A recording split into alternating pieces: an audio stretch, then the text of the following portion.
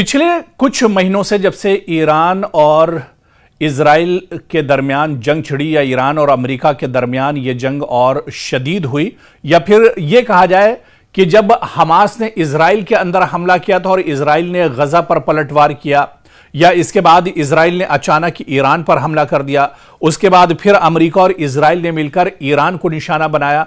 इन मशरिक़ वस्ता में इन तमाम जंगों के दरमियान, इन तमाम मंजरनामों के बीच अगर किसी की निगाहें मशरिक़ वस्ता पर सबसे ज्यादा दरअसल टिकी हुई थी तो वो दरअसल कोई और नहीं, वो नॉर्थ कोरिया था, वो शुमाली कोरिया था, जो इस पूरे मंजरनामे पर दरअसल नजर गड़ाए हुआ था और इस पूरे मंजरनामे को देख रहा था।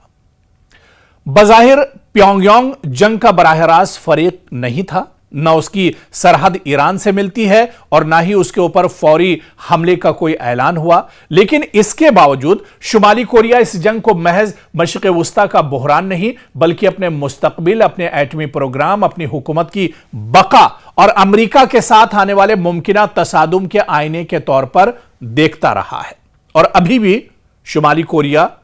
या प्योंगयांग की बात करें तो वो पूरी तरह से अलर्ट है। जब यह जंग चल रही थी उस वक्त आपको याद होगा कि शुमाली कोरिया की तरफ से यह बयान भी आया था कि जिस तरह से अमेरिका या अमेरिका जैसी जो सुपर पावर ताकतें हैं, खासतौर से उसका इशारा अमेरिका की तरफ था कि वो कमजोर ममालिक पर किस तरह से अचानक हमला कर सकते हैं या उसे किस तरह से अपनी गिरफ्त में ले सकते हैं। लेकिन शुमाली कोरिया ने यह ऐलान किया था कि शुमाली कोरिया को लेकर यह गलती अमेरिका भूल कर ना करे या कोई दूसरा मुल्क भूल कर ना करे, क्योंकि शुमाली कोरिया ईरान, वेनेजुएला या फिर लबनान नहीं है। अगर अमेरिका ने यह गलती की तो उसे मुंहतोड़ जवाब दिया जाएगा। इसीलिए ईरान जंग के बाद शुमाली कोरिया के बयानात, अस्करी सरगर्मियों, मिसाइल प्रोग्राम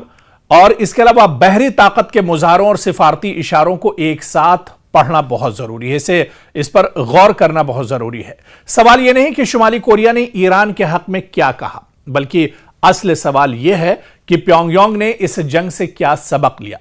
किस खतरे को महसूस किया और अब वो किन तैयारियों पर तवज्जो दे रहा है। दरअसल शुमाली कोरिया ने जिस तरह से कहा था कि वो पूरी तरह से अलर्ट है, आप देखिए कि मिडिल ईस्ट में, मशरिक़ वस्ता में, जहां पर इजराइल, अमेरिका लगातार ईरान को निशाना बना रहे थे, ईरान लगातार पलटवार कर रहा था, उस वक्त भी अगर पूरी नजरें शुमाली कोरिया की कहीं पर थी तो वो मशरिक़ वस्ता पर थी, उसकी पल पल के अपडेट पर उसकी दरअसल निगाहें थी। शुमाली कोरिया के लिए ईरान जंग का सबसे बड़ा सबक यह है कि वॉशिंगटन अब भी रिजीम चेंज या क़यादत को बराह रास्त निशाना बनाने वाली फौजी हिकमत अमली से दस्तबरदार नहीं हुआ है। ईरान पर हमलों, ईरानी क़यादत और अस्करी ढांचे को निशाना बनाने और फिर जंग के बाद भी डोनाल्ड ट्रंप के सख्त बयानात ने प्योंगयांग को यह याद दिलाया कि अगर कोई रियासत अमेरिका के साथ शदीद तसादुम में जाए तो सिर्फ पाबंदियों या सिफारती दबाव तक बात महदूद नहीं रहती, बल्कि मामला क़यादत, फौजी ढांचे और जौहरी तंसीबात तक जा सकता है। ट्रंप ने हाल ही में ईरान के बारे में कहा कि या तो मुआहिदा होगा या अमेरिका काम मुकम्मल करेगा, और यही जबान शुमाली कोरिया के लिए खासतौर पर माने रखती है। प्योंगयांग की नजर में ईरान जंग ने एक और बात साबित की, जिस रियासत के पास काबिल एतमाद जौहरी डिटरेंस न हो वो अमेरिका या इजरायली दबाव के सामने ज्यादा गैर महफूज हो जाती है। यही वजह है कि जनूबी कोरिया के सदर ने भी कहा कि ईरान जंग के बाद शुमाली कोरिया अपने जौहरी हथियार छोड़ने पर पहले से भी कम आमादा होगा। उनके मुताबिक इस पूरी कशीदगी और इस जंग ने प्योंगयांग के इस यकीन को और मजबूत किया कि एटमी हथियार ही हुकूमत की बका की असल जमानत है। और ऐसे में आपको याद होगा कि शुमाली कोरिया के सदर ने बाकायदा यह कहा था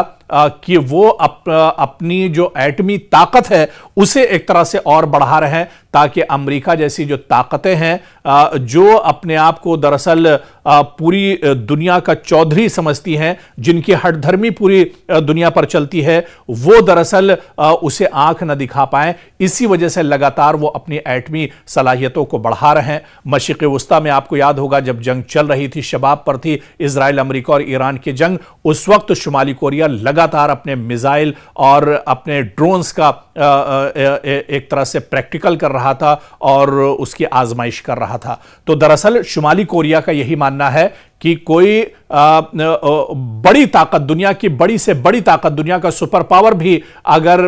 उसे आंख दिखाता है तो उसके लिए यह जरूरी है कि उसके पास एटमी हथियार होने चाहिए। और इसी वजह से शुमाली कोरिया आज दुनिया के बड़े ममालिक में एक तरह से शामिल हो रहा है, जिसके पास जदीद आलात हैं, जदीद हथियार हैं, असलहा और गोला बारूद हैं, एटमी हथियार हैं, ताकि दुनिया की बड़ी जो ताकतें हैं वो उसे दबा न सकें।